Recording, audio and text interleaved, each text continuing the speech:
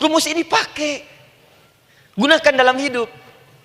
Karena yang tahu kehidupan kita itu Allah yang menciptakan kita. Yang tahu pesawat, yang bikin pesawat. Yang tahu handphone, yang bikin handphone. Yang tahu mikrofon, yang bikin mic-nya. Yang tahu kita, yang menciptakan kita. Ikutilah petunjuk Allah yang menciptakan kita, maka akan langsung terasa manfaatnya. Ibu tidak percaya, silahkan lakukan. Rasakan bedanya, bedakan rasanya, dan pasti akan terasa bedanya. Akan lain. Tuh.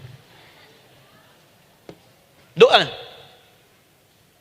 Tapi ingat yang paling penting kata Allah, doa itu bukan sekedar penting permohonannya, tapi menunjukkan status kita sebagai hamba di hadapan Allah Subhanahu wa taala. Jadi kalau ada orang selama hidup tidak pernah berdoa, artinya dia mengingkari status dia sebagai hamba di hadapan Allah Subhanahu wa taala.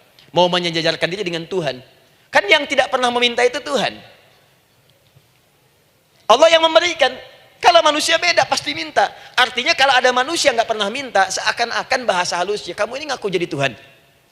Saya tempatkan kau di neraka jahanam yang paling bawah. Jahanam itu Bu, belum masuk saja sudah terasa. Terasa. Buka Ibu Quran surah misalnya ke-40 Ghafir tuh. Ya, ayat 45 sampai dengan 47-nya. Sebelumnya lagi lihat Quran surah ke-8 ayat ke-50. Itu penghuni neraka Bu, yang bukan jahanam saja.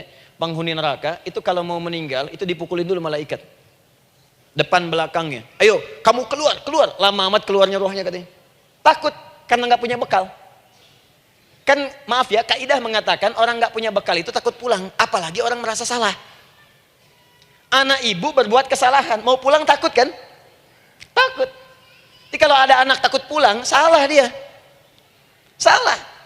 Kemana anak nggak pulang-pulang, pasti ada yang salah karena nggak berani pulang. Jangankan salah, nggak punya bekal saja, malu pulang. Lihat ibu waktu Ramadan usai, mau mudik, Idul Fitri. Kan pada mudik kan? Kenapa mau mudik dan senang mudik? Karena punya bekal Bu. Dikumpul-kumpulkan tuh selama 11 bulan. Untuk 1 bulan saja. Itu pun paling berapa hari. Kumpulin. Terus telepon keluarga. Insya Allah aku pulang hari ini. Wah senang semuanya. Padahal mudiknya cuma pakai motor Bu. Motornya bebek, bekalnya singa. Serius saya, motor bebek bekal singa. Ada kardus belakangnya.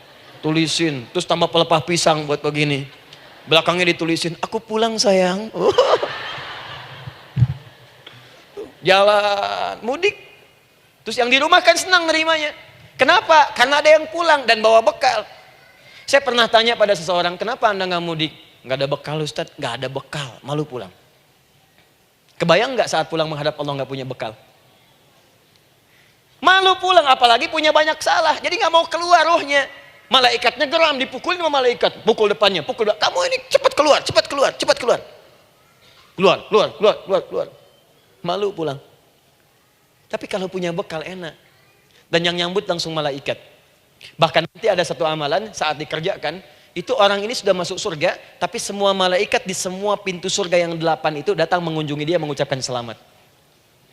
Itu ada di Quran surah 13 ayat 24.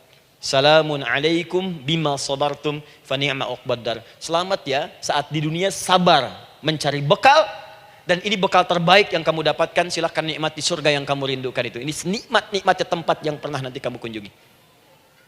Dan tinggal abadi di situ. Yang nyambut malaikat. Bayangkan semua malaikat Bu, semua malaikat dari pintu surga datang nyambut dia. Wah, Masya Allah, ada malaikat Jibril, Israfil, malaikat maut. Maaf ya, dicabut kemarin. Biasa, selamat. Dunia aja kalau ada yang nyambut senang kan? Rumah dicat, datang, sambut depan rumah, semua hidangan ada, Masya Allah. Bahkan yang tidak ada jadi ada.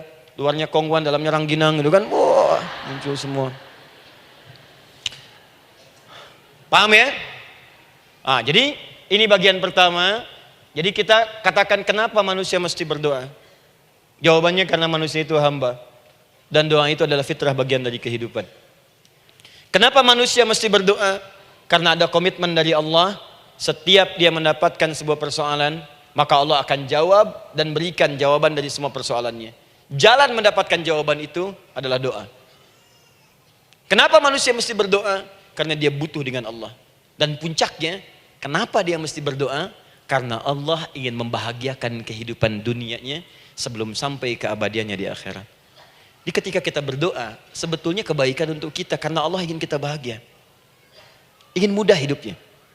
Jadi kalau ada orang nggak berdoa, sesungguhnya dia sedang menyulitkan diri sendiri dalam kehidupan dunianya sampai ke akhiratnya. Jelas sampai di sini?